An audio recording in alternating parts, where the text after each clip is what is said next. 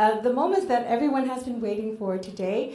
We are going to have a conversation between Mr. Emmanuel Daniel, founder and chairman of Tab Global, and of course, Mr. Piyush Gupta, the man of the hour, and the recipient of this year's William Bill Seidman Lifetime Achievement Award. Together, they will reflect on the pivotal decisions, defining moments, and hard-earned lessons from an extraordinary leadership journey and explore what the future holds for banking and beyond. Ladies and gentlemen, please put your hands together for Mr. Emmanuel Daniel and Mr. Piyush Gupta. Piyush, there are lots of people out there in the industry who think that you don't like me. And there are lots of people in the industry who think that I have a problem with you. So the last time we were together on a stage was at an event in Toronto. Oh my goodness, you still They remember that? They created this thing like a boxing ring. And we were sparring with each other. And last night, Ong Aibun, no less, reminded me of that. He said, how did you get him on the stage with you this time? And that was the last reference that he had. The interesting thing is that, in a way, we kept each other honest, over time. And you've given many interviews, and so this is not the day to go through strategy and how the bank is run. This is the day to look inside the person. So I want to talk about you and go deep into you as a person, and then to be able to capture something that each of us can take away. What does it mean to dedicate your life to a career and then have the opportunity to travel through it and reach a zenith of sorts? And I want to ask questions which are, a little off the cuff, but sort of captures things that have not been said before. If your children were here, you've got 2 children, and they were talking about you, how do you think their reference of you would be? What do you think they would say about you as a father, as someone that they see on media, and they follow as a third person looking back in? Thanks, and thanks for having me here. Honestly, my kids are very proud of me. And that's obviously enormously satisfying. Your kids even now look up to you. They're both in banking. One's at Barclays, one's at JP Morgan. And I still feel kind of privileged that they will call me every once in a while for ideas, thoughts, and education. So maybe something I say does make sense to them. But I think if you talk to them, they will reflect and comment more on my personal as opposed to my professional side. I've always tried to stay authentic, right? And so I've never built a facade or the airs and graces of a CEO. So I'm quite regular with all kinds of people. And my kids will tell you that. I talk to everybody on the street. I put my arm around everybody on the street, which is a little dicey in the days of Me Too. But that's just me. And my kids will tell you that I'm actually, what you see is what you get. I am a very authentic person. So I'll go straight into hard questions. What was the lowest point in your life? Honestly, I've been privileged. I did not have too many disappointments or failures in life. So academics, we had a good family. And when you really get down to it, therefore, some of my biggest achievements and successes have been around my profession, but also some of my disappointments have also therefore been around the profession. And even with DBS the last year, I've told my people, we made mistakes. One of the mistakes that became quite visible in the last few years was the technology snafus we had. I think we did a lot of things right, but obviously told us that we didn't do some things right. And so when you feel that you let yourself down and you let people down, that's not a good place to me. And who did you let down most of all? Well, here's the thing. We've been sort of voted the world's best digital bank several years. We sort of transformed technology. Our stakeholders and board trusted us, the country. Citizens trusted us for what we had done. And then when you go through a year where you're basically, not up to snuff. But a lot of people said, tech challenges happen to everybody. But for us, we set the bar here. And then when you don't live up to the bar you set over here, you castigate yourself. So you feel like you let down a whole bunch of different stakeholders. And I noticed during one of the several, downtimes that DBS experienced, especially the one in Singapore, the people who fronted it with the public were your Singapore head, were others long before you came into the picture. At which point does the buck stop with you? But always stops him. But you have to figure who needs to get visibility and be the face and for what reason. So we debated a lot about who should front this. And it just seemed to us that the Singapore country head was the right person to front it. Actually, my colleagues talked me out of fronting it, saying, actually, we should let the Singapore country head. Partly it is empowerment. So, the public should figure you have confidence in a whole team. Well, it's not a one-man show. It is never a one-man show. But how do you demonstrate to people that it's not a one-man show, that there is a team and there are a lot of people who come together? But, at the end of the day, when you're CEO, you accept the upside of being CEO. A lot of things you're not directly responsible for, but you take the upside. And therefore, you take the downside as well. Finally, like I said, you got to be able to accept the burden of challenge. One of the things I've always believed in, though, is you also got to be able to let your people know you have the back and give them air cover. And so I've always believed that. Finally, you have to be accountable because the air cover comes from you. You cannot push the pressure, the issues, and blame down the organization. Otherwise, you kill the organization. And in your career, right through from the beginning of your career and over time, who have been your inspiration? The people that you've looked up to, emulated, and maybe they come and they go. So, Emmanuel, as you reflected and commented when I first became CEO, I had a very unusual background for a CEO because my first decade in banking, I did not do the traditional stuff of being an investment banker or being from the markets discipline. I spent a large amount of my formative years in operations, technology, product management, running finance, strategy, middle office functions, etc. And so my first role models and mentors all came from those disciplines. And I owe them a lot. The guy called Bharat Sarpeshkar was a good friend of mine still in the US. Aditya Puri, who ran HDFC Bank in India, as an example. The guy here called Venki Kishore Kumar in Singapore. And these people, essentially helped me stretch. They taught me the value of people management and management disciplines. They taught me the value of detail and focus. But most of all, they took bets on me and allowed me to stretch. And I always believe that the best way to learn is to really stretch people. The best way to teach people is stretch. And so my first decade, I had a very unusual background and very unusual learning. I owe a lot to my leaders at that point in time. My second decade in banking, I moved to Singapore. And in my Singapore phase, I became much bigger because of the multi-country, regional, etc. In that period, I wound up indirectly working with John Reed a couple of times. John had set up some task forces in the early 90s, and then he wanted to create a strategy group for emerging markets in the mid-90s. And I had the opportunity to work on the task forces and then lead the strategy group.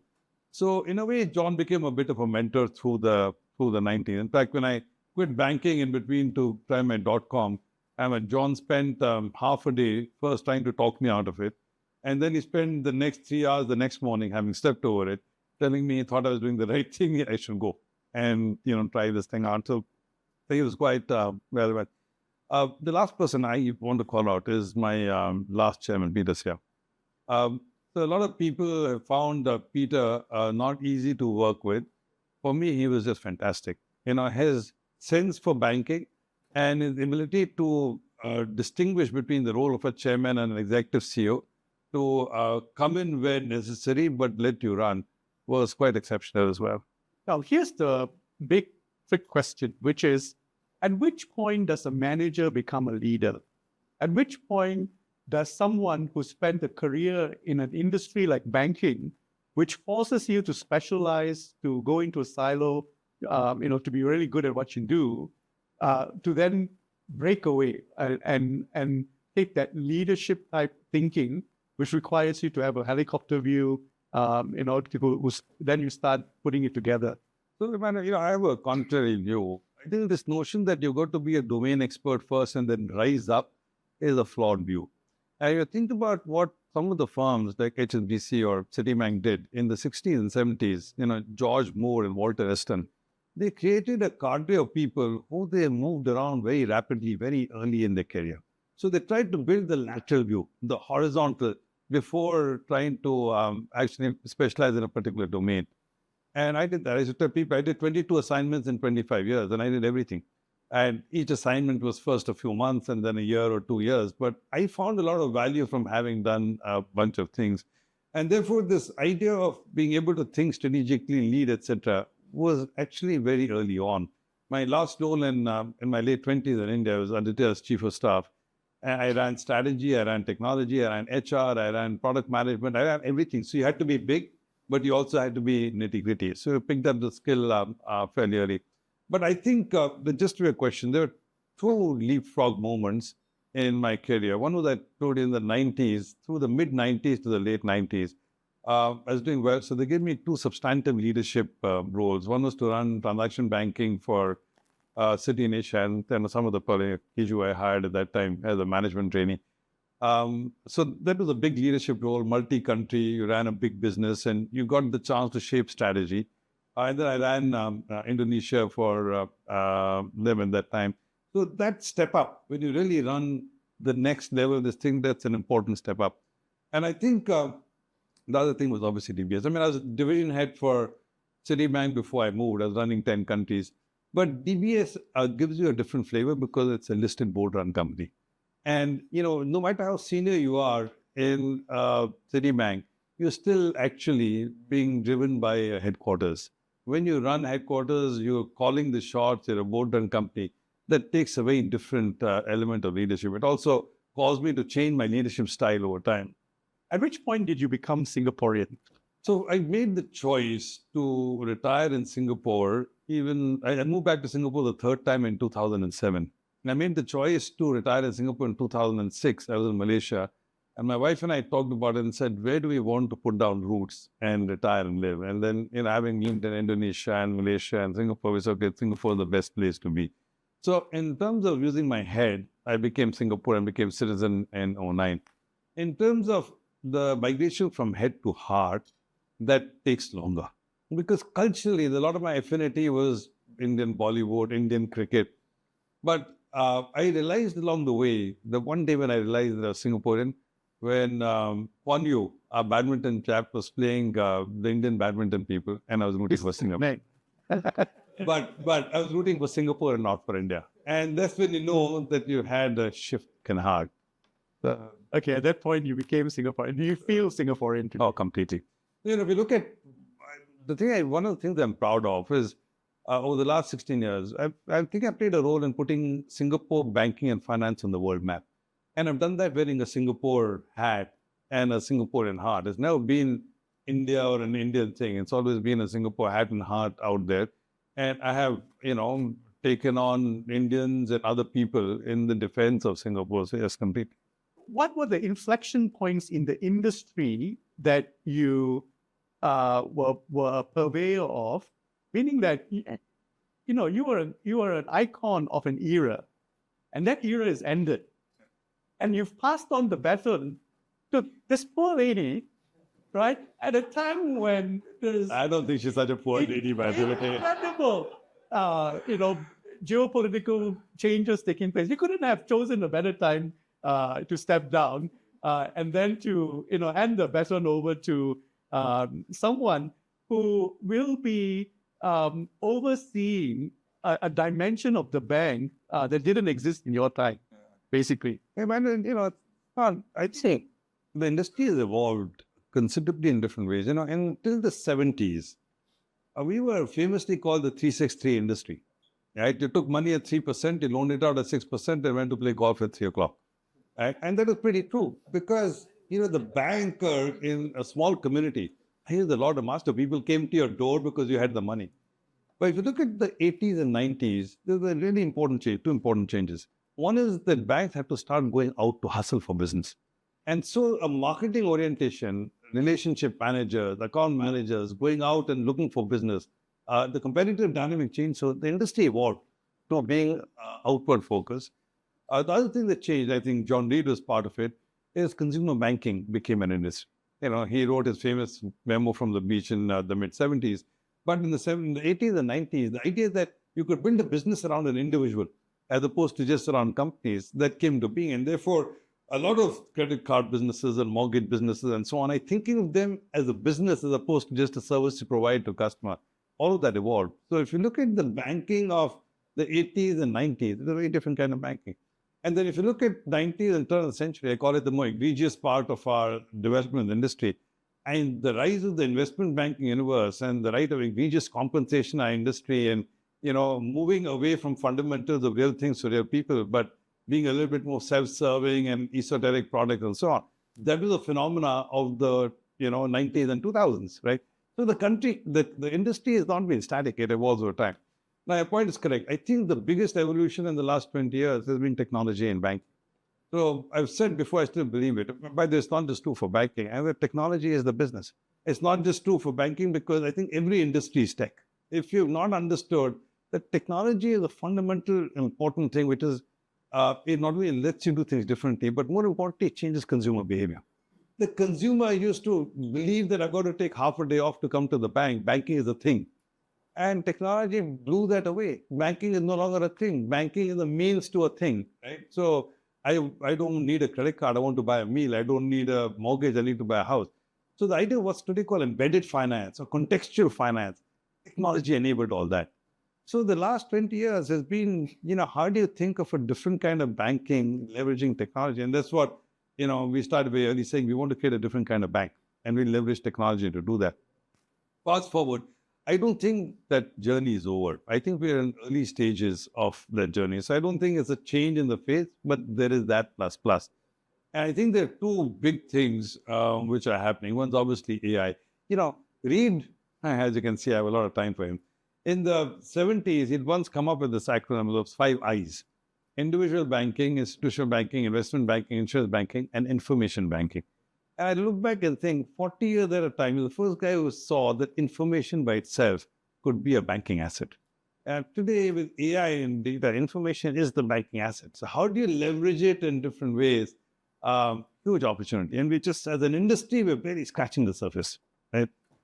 Okay, I'm going to make a small shift in this dialogue, because it is a very good dialogue, but we have a time hard stop, because I would love Tan Su Shan to say a few words, and I wanted to transition that into what Su Shan has to say, because she has got a very important appointment to run to.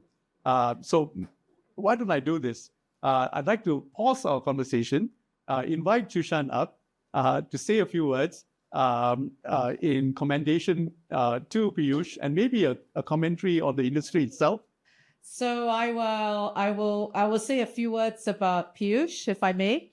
I will have to say that, he has done a phenomenal job as a leader, as a friend, but more importantly, he's shown all of us, 48,000 people, how to go into the unknown. If you think about going from damn bloody slow to best digital bank in the world, that transition, you can't just do with your head. You have to do with your heart.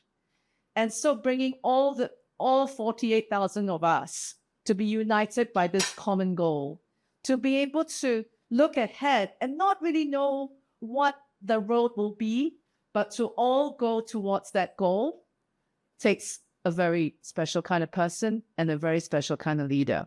One that can see the big picture, but yet drill into the nitty-gritty.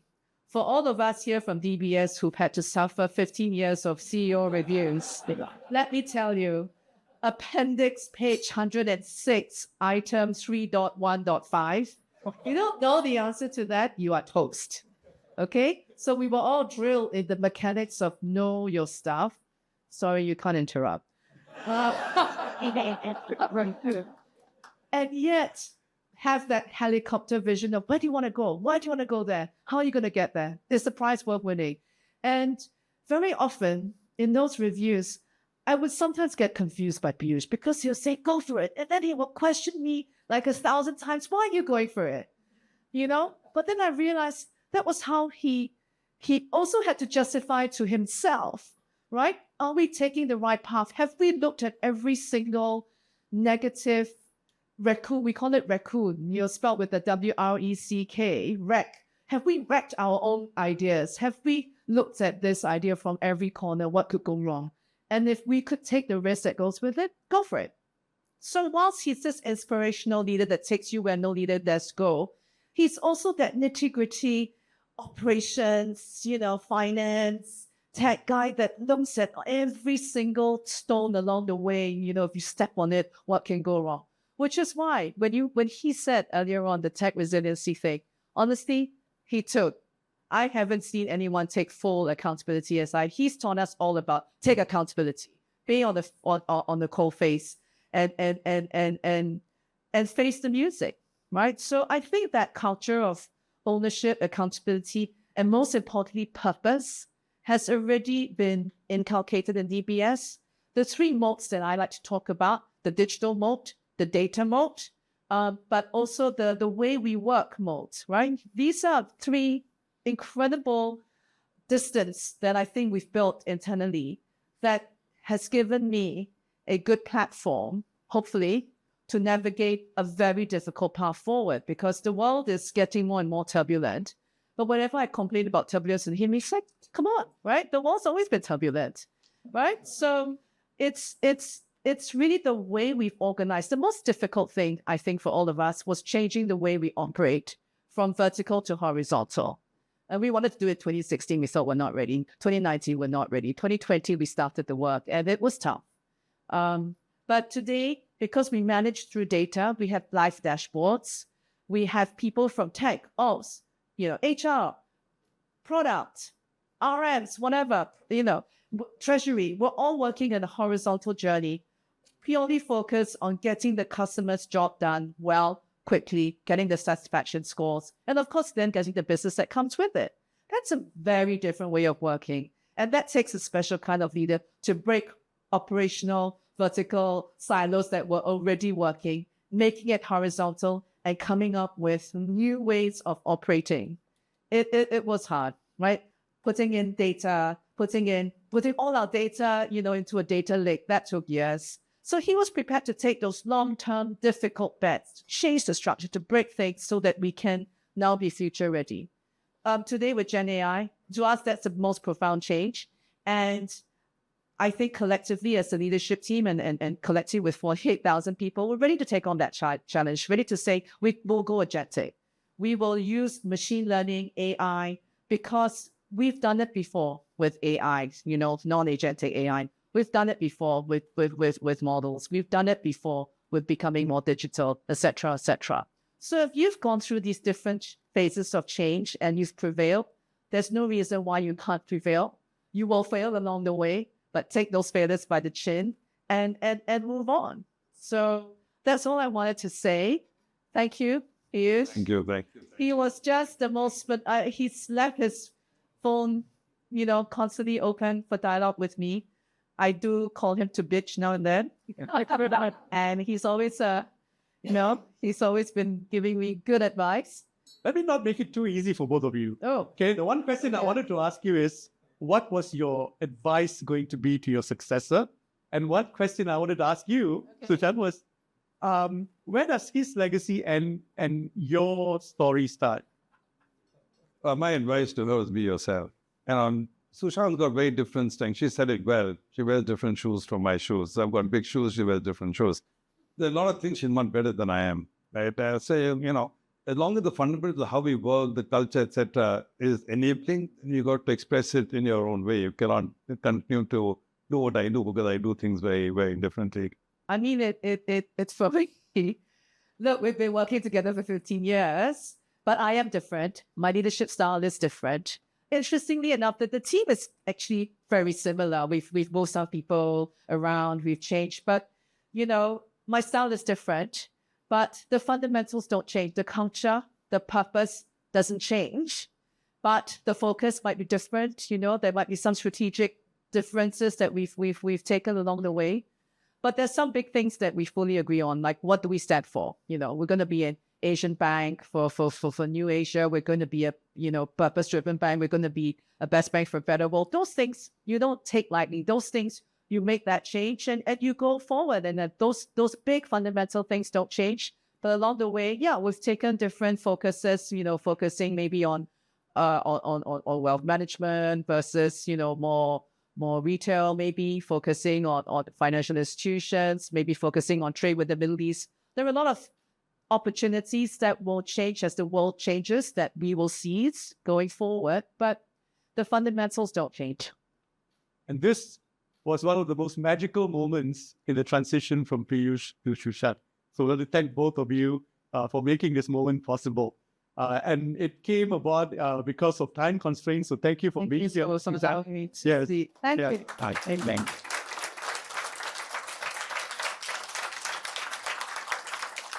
And so, now that we've got Su Shan out of the way, as in because of a time constraint, we can spend a bit more time. We can go back to being a little relaxed and maybe take on some of the other commentaries that we've had asked people to prepare.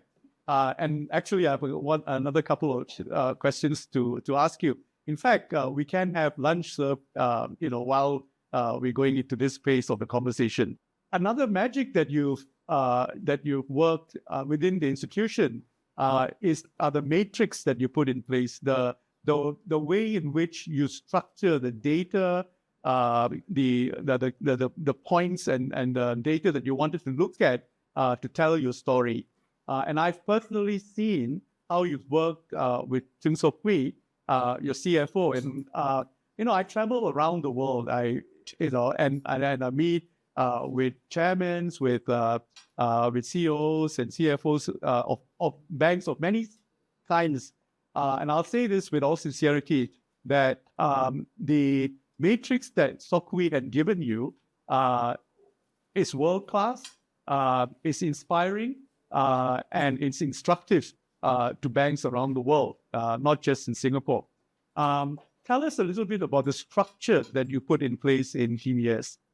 Actually, so the thing about an organization structure is not the structure so much as role clarity. And so we're not very different. We have the head of business segments, we have the head of geography, we have support functions and so on. But I found through my years of experience that large organizations create complexity through matrix management, and that's because nobody knows who's really calling the shots with regards to what.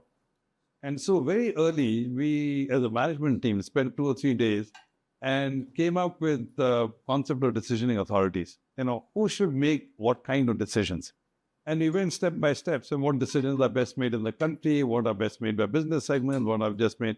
I put it in a 5-page document called Rules of the Road.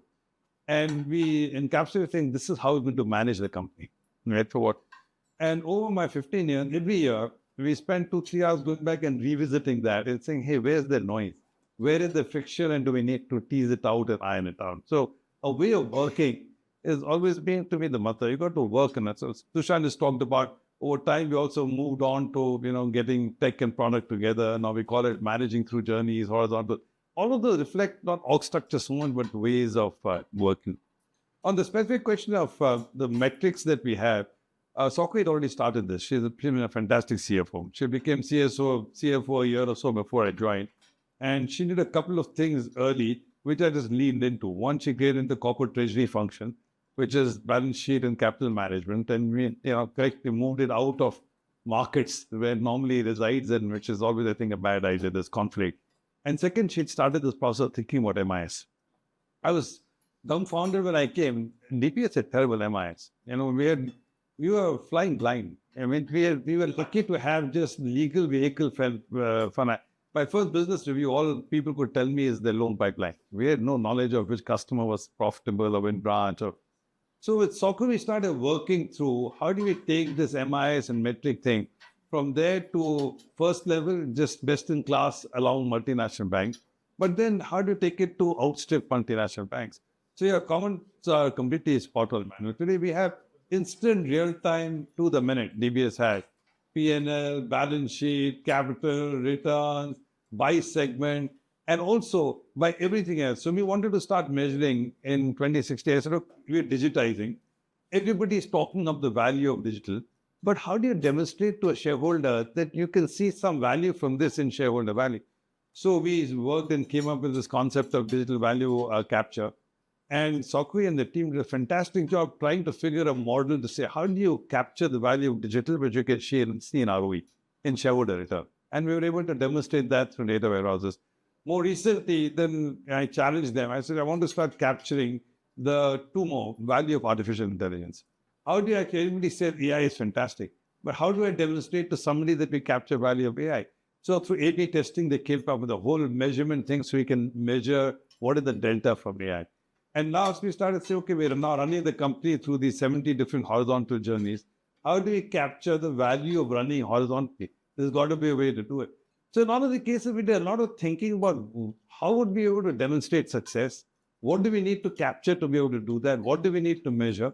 What is the data warehouses and data capability you need to be able to build that? And so it's been systematic over the years. But our finance function has been fantastic as a partner in doing this. Okay, to underscore what you've just described to us, and to change the format a little bit to make it more homely and cozy, as given the people who are here in this room today, I'd like now to invite Sokui to come up and give your commendation to Piyush and maybe validate some of the things that he's been saying. So, this is a surprise, but Piyush has always been very visionary. He was the one who pushed us to say, we must be able to find a methodology that the markets can understand the value that digital is creating in the organization, because it's so hard. Nobody can do it.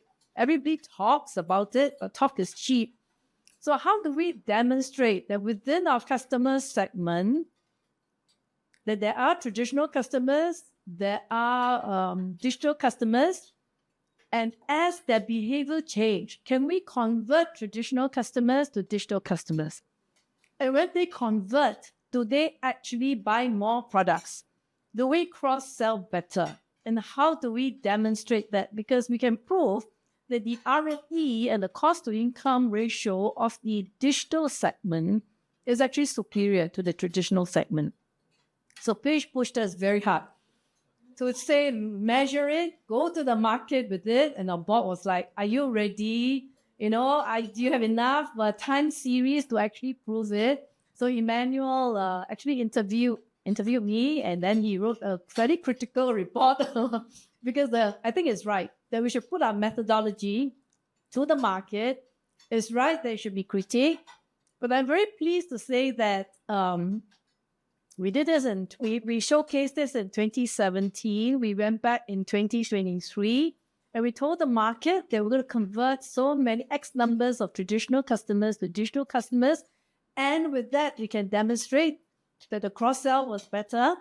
The volume of transaction was better when they become more digital. And actually, it was accelerated by COVID. People had no choice but to go and become more digital because the branches are not open. So we were actually able to prove our case. But Piyush was always somebody who said, show me DVC 1.0. Then he said, show me DVC 2.0. And then he sort of said, give me a horizontal P&L. I said, Piyush, there's nobody who does a horizontal P&L. Everybody measures vertical P&Ls, all properly reconciled, product P&L, segment P&L, country P&L. It forms the basis of bonus. He said, no, you must create a horizontal P&L. And that was like, okay, it's on my scorecard. He talked about the scorecard, and we said, okay, can we do a pilot to see whether it works?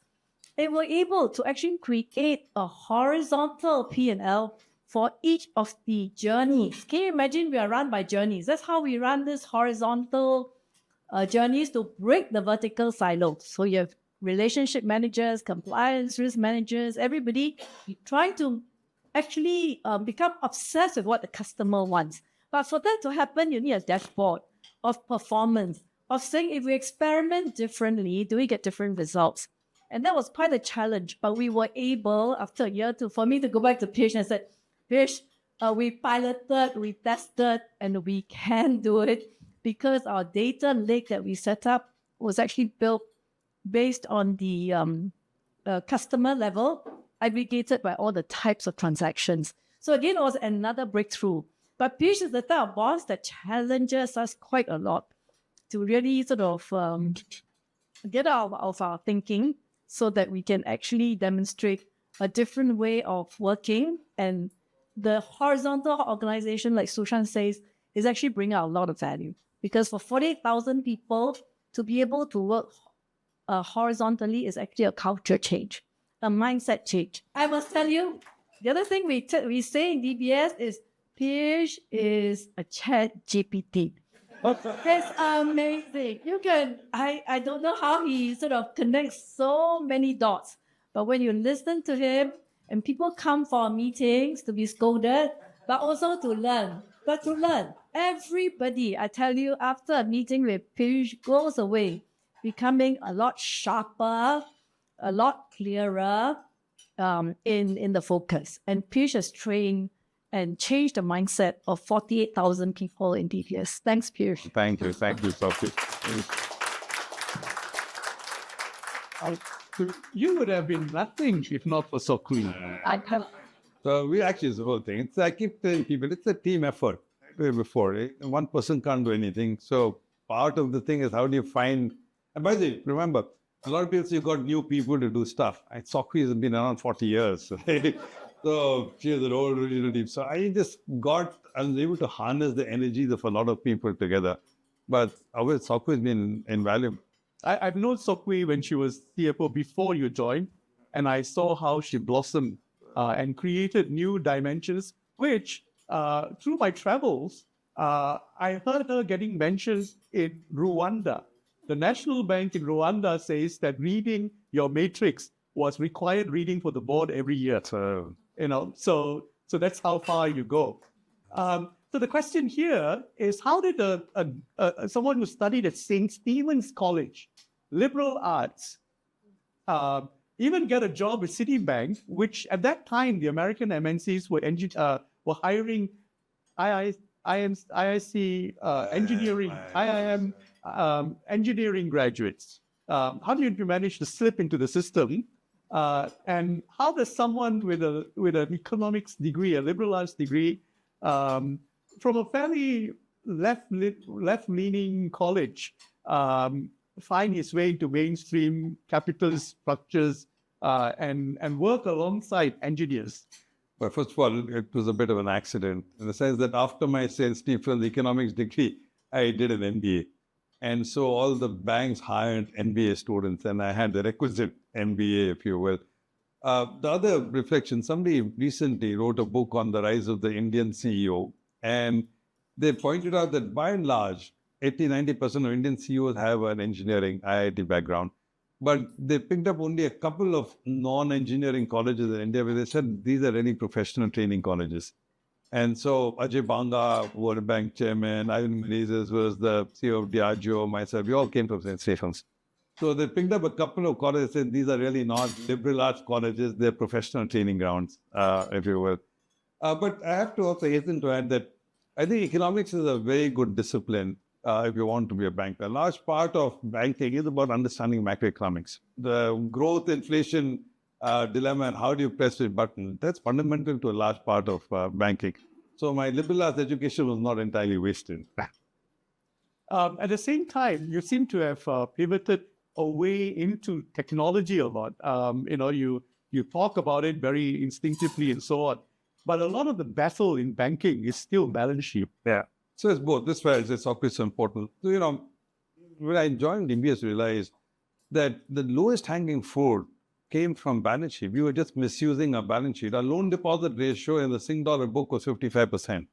And you don't have to be a genius to know if you're taking 100 in deposits and paying people and only putting 55 in loans, I mean, you have a problem, right? So that's the fundamental thing of how do you balance the balance sheet, and that focuses you on what businesses are appropriate to build and what capital and how do you allocate capital. So I think that's still very fundamental to running a good bank. Exactly like credit risk is fundamental to running a good bank. But it is also true that technology is hugely important, and in fact, it's part of the Citibank training. I've done one course in computer programming in my business school, and those are the days of punch cards, right, and the old mainframes. I really, didn't have too much background. But when Citibank decided to automate in the early mid '80s, they let people like me, young kids, lead the charge on automation. So didn't have a choice. You had to learn how to use. I remember we imported the first computers into India and the guys of telex machines because you weren't allowed to import computers. And we learned a little bit about, file structures and how do you automate and so on. But the biggest is, again, he just gone, but in the late 90s, Citibank just let me loose and let me build the biggest e-commerce platforms in GT at that time. And you were way ahead of the curve building e-commerce platforms, intranet platforms, internet platforms. So I learned on the job, as it were. I ran a technology data center, I still remember, in Bombay. And the floods came a month later. We just created the data center, flooded the whole data center. So we had to move the computer machine to the stairwell and bring in piped air conditioners. So you learn by doing these things. At this point, I want to invite a third person who is not from DBS, very important, to give us his perspective of what DBS looked like to him from the outside looking in. I'd like to invite the CEO of Baiduri Bank, T. Eng Hui, to give us his sense. And also, the other thing is he's also not ex-Citibank. There's a Citibank mafia, I think he's ex-Citibank. I thought you were Stan Chart, but anyway. I'm actually ex-CD and ex-Stan Chart. Oh, wonderful. Yes. Yes. Good afternoon, everyone. Thank you, Emmanuel, for inviting me to join this special luncheon in recognition of Piyush's achievement. Very nice to see all of you here. My 40 years of banking with Citi, we had the same chair, John Reed, at a point in time. In fact, I have worked with many banking leaders in my 40 years of career, starting with David Conner. Some of you may know David Conner, who was a CEO of OCBC when he retired from Citi. Peter Sia, chairman of DBS, used to work in Citibank Brunei, for those of you who don't know this information. And when I moved to Sanchat, I had a benefit of working with Philip Payat, who is also associated with DBS at one point in time. So I've worked with very good banking leaders in the region from Citi. And when I joined Baiduri, I also had the benefit of working with a board member, the late Bertie Chen, who was the MD and CEO of Post Office Bank. So he seated the board of Baiduri Bank. And being an ex-Citi and ex-Sanchat banker, I've always monitored the progress of senior leaders in the region. And being the CEO of the Baiduri Bank over the last 6 years, I've seen my team's engagement with DBS. And based on my experience of dealing with DBS 20 years ago, and now over the last 6 years, things has really changed a lot. And I can see that DBS has transformed. So in fact, DBS transformation is something that we monitor very closely in Baiduri Bank and see how a bank that's basically based in Singapore, focused on Singapore initially, expand into the region and become one of the largest banks in Southeast Asia. In fact, the largest and one of the largest in the world. So it's an amazing story. It's an amazing Singapore success story that we want to learn, and we monitor closely the digital transformation of DBS, the business strategy, and most importantly is that Piyush has built a wonderful team, really. When you talk about leadership, it's really about not just technology and business strategy, it's also how you build the team. And that's something that Piyush has done a wonderful job. So Piyush, your influence is not just in Singapore. Your influence is even in a small country like Brunei, not too far away. So congratulations on the achievement. And I will be happy to be able to invite you one day to Brunei to share the success stories on how Brunei, like Singapore, aim higher And Singapore has been on the world stage, and definitely the story of DBS Bank on how it has grown from its Singapore bank, become a big global bank. So it's something, a good story to tell, and I think that story can inspire a lot of people around the world, including Brunei. So I hope to see you one day in Brunei. Thank you. So I'm going to ask you a last question before I let you go. But, this is an afternoon with friends. So, it can be a continuing conversation. And we have Chia Song Hui from Temasek here. Now, I'm not going to ask you to say anything, but your number one shareholder is sitting right in front of you. Oh, very happy shareholder. A very happy shareholder. I think, And a very consequential shareholder. I think I calculated this on ChatGPT. Temasek made about $46 million, both in capital appreciation and dividends in the time that Piyush was CEO counting. And still counting, right? And I'm also a shareholder, and my entire CPF is on DBS because there's nothing else to buy in Singapore. And I bought it at $16. Genius. Yeah. And here, in this last question, I want you to capture something. This relationship with your institutional shareholders and the magic that you brought on the share price, because many banks in Southeast Asia, especially after the 1996 crisis, got their chops in order, ran very good institutions, maintained good governance and all of that, but very few made that breakthrough, even one-time book and then two-time book. What's the magic there? What's the relationships that need to go and the investments you need to make to make that share price magic happen? Well, first of all, I've never bothered about the share price. The only thing I don't have on my KPI is never, from day one, I told before, I can't control the share price, especially in a market like Singapore, where macro is far more important than micro. Singapore stock market goes 20% up and down, depending on what's happening in China, nothing to do with individual performance. So not bothered about it. However, the underlying fundamental, the value creation at Fiverr, it's a function of ROE and growth. So you just strip down any market creation and multiplication. So what kind of ROE can you create and what kind of growth can you do? And by and large, I had this debate with Dilhan not that far ago. He said most people, you're either a dividend paying, so you're a cash stock, or you're a growth stock.